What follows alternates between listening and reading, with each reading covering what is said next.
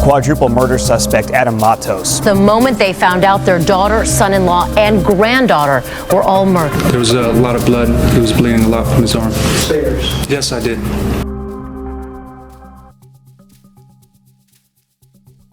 They moved south to start over. A quiet street, a rented house near the water, a chance to slow down after years of raising kids and running a farm. Within weeks, all four of them would be dead, piled together on a hill less than a mile from their own front door.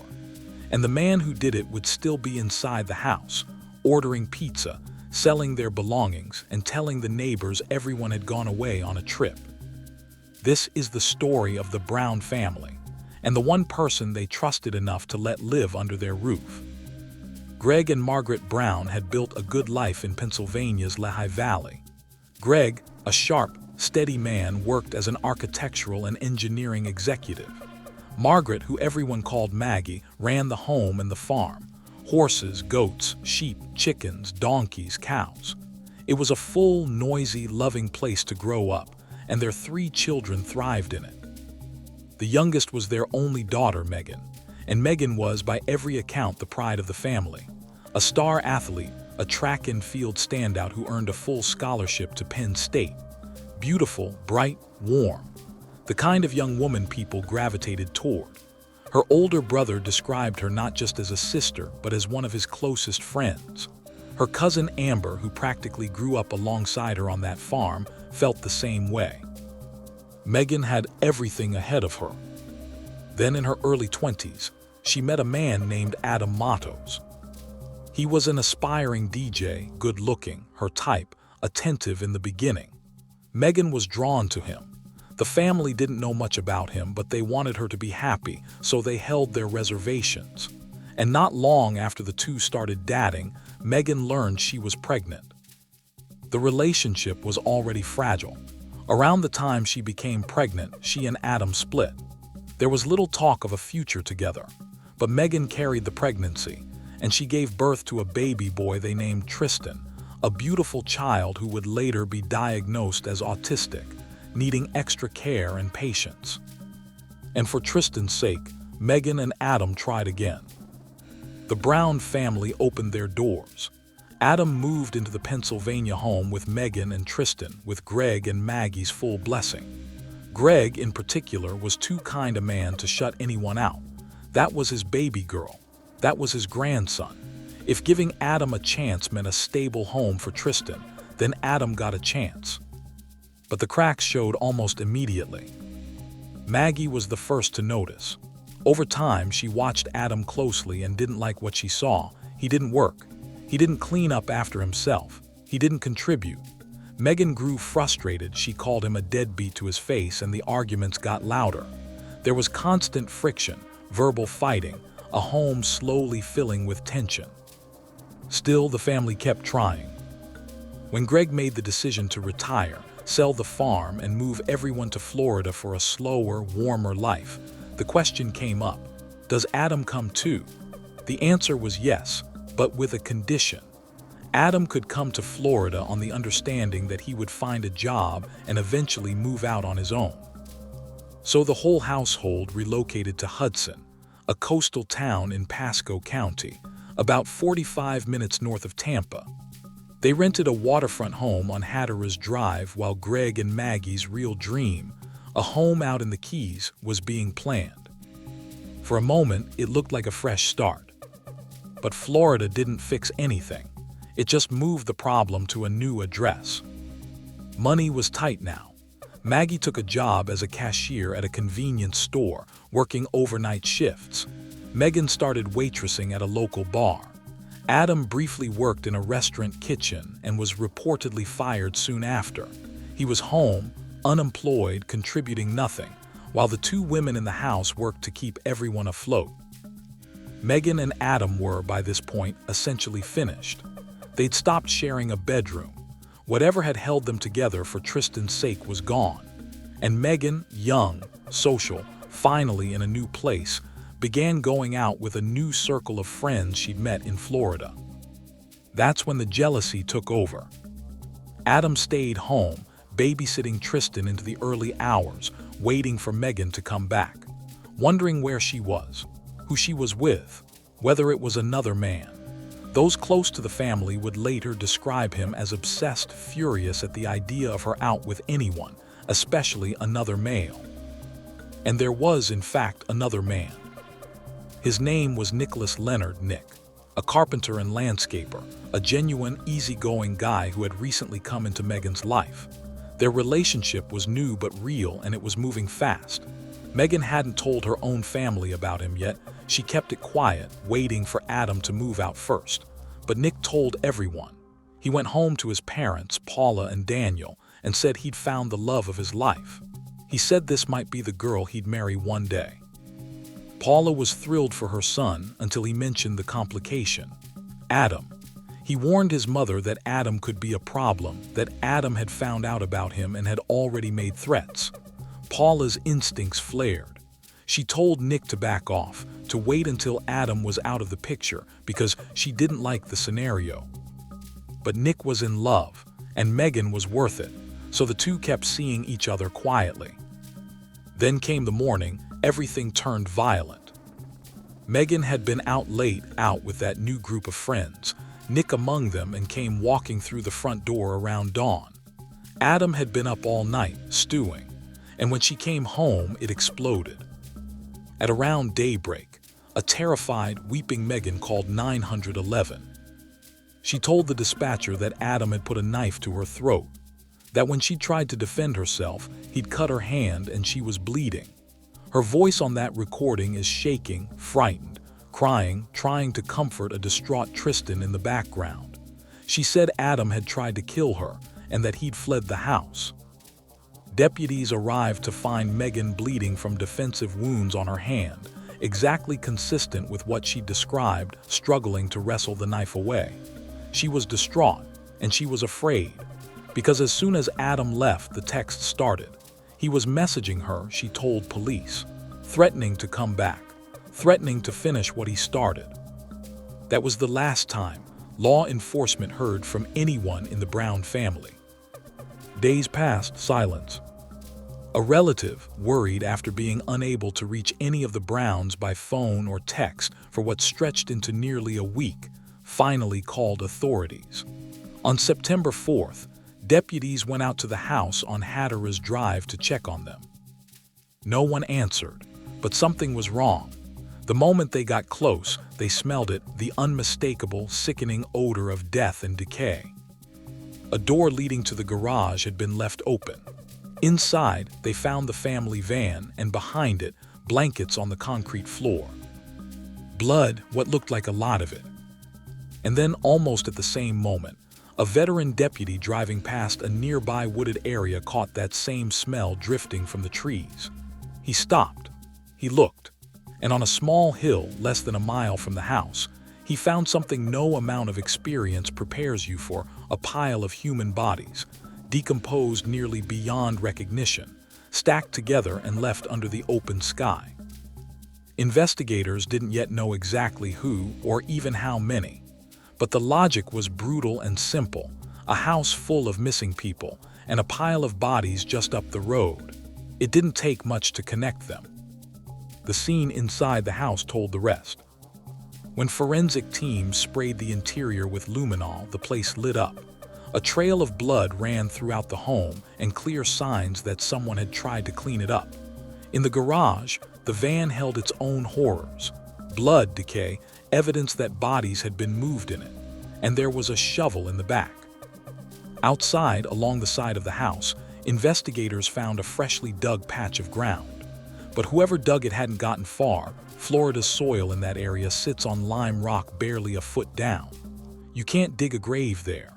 So the killer had given up, loaded the 4 bodies into the van, driven them to that wooded hill, and simply dumped them under a tree.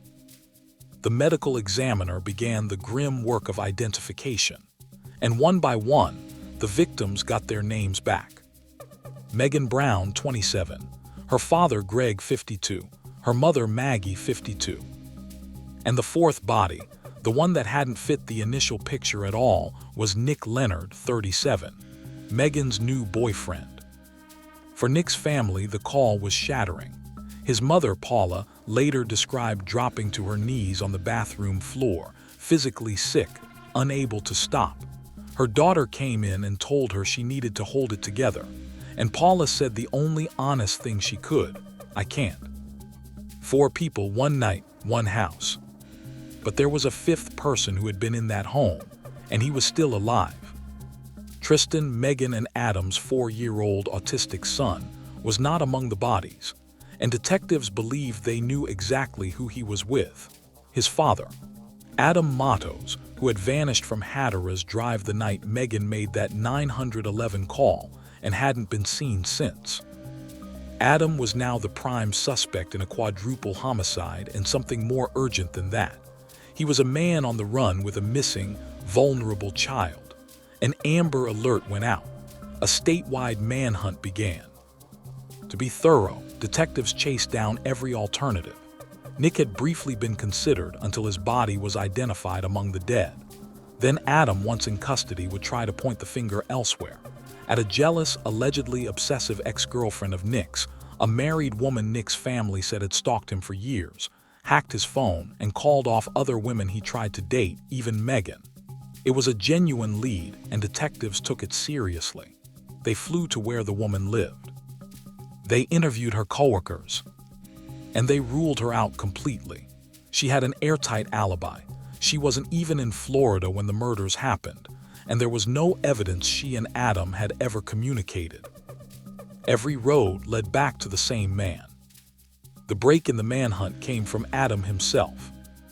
He'd used one of the victim's credit cards, and that digital trail, combined with a pizza order and a drop-off near a bus terminal in downtown Tampa, led investigators straight to the Floridan Palace Hotel in Tampa.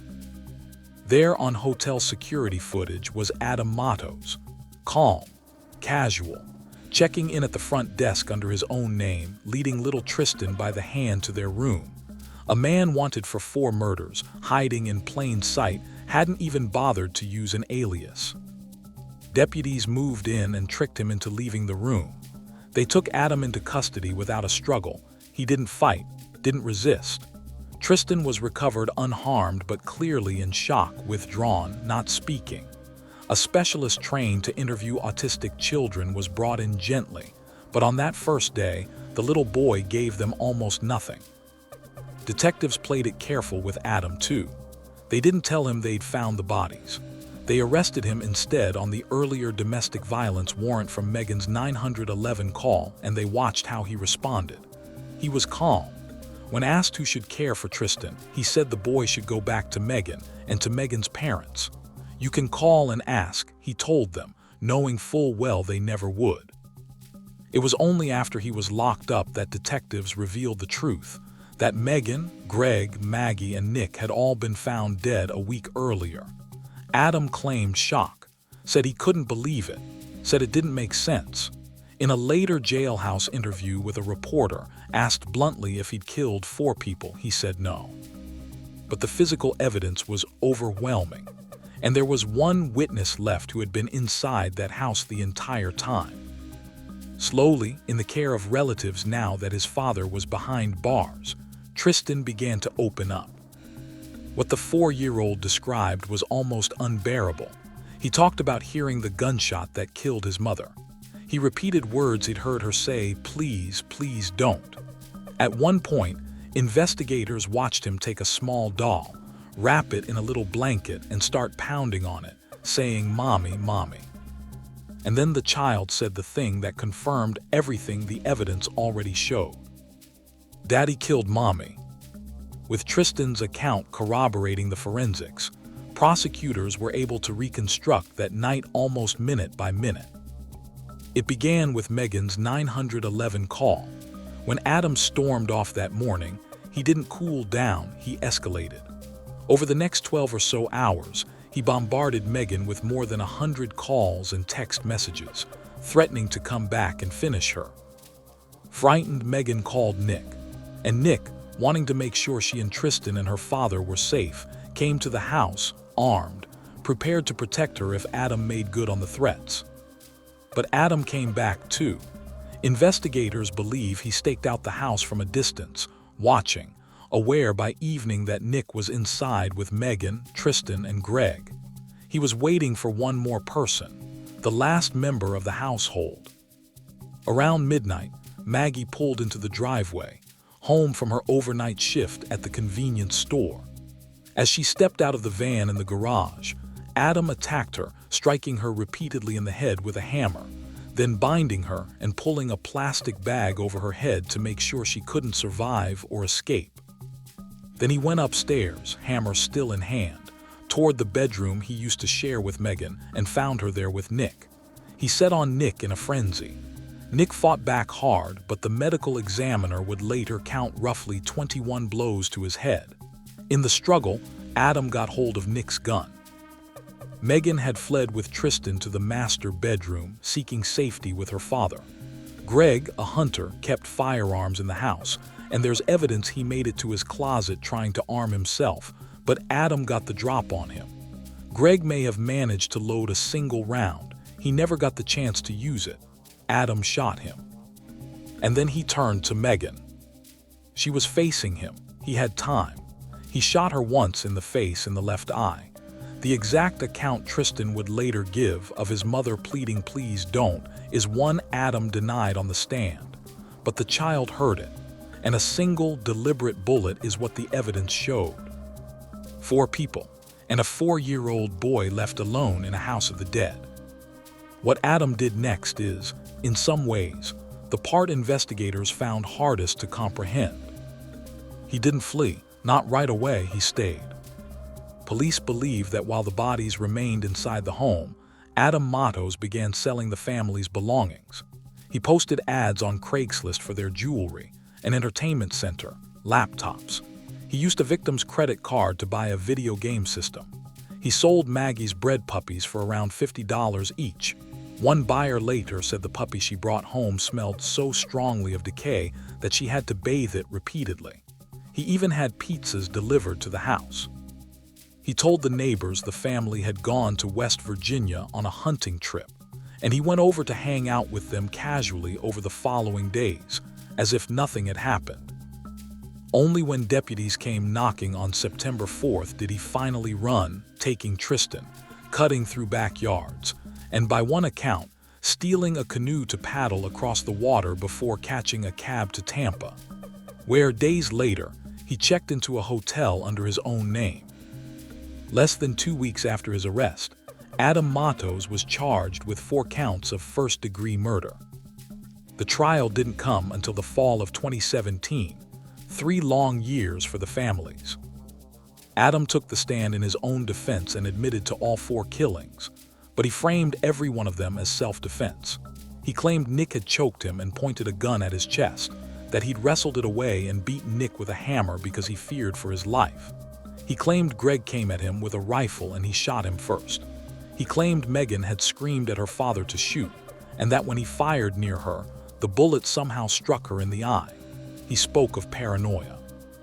He said he loved Megan, that he relived the memories every day.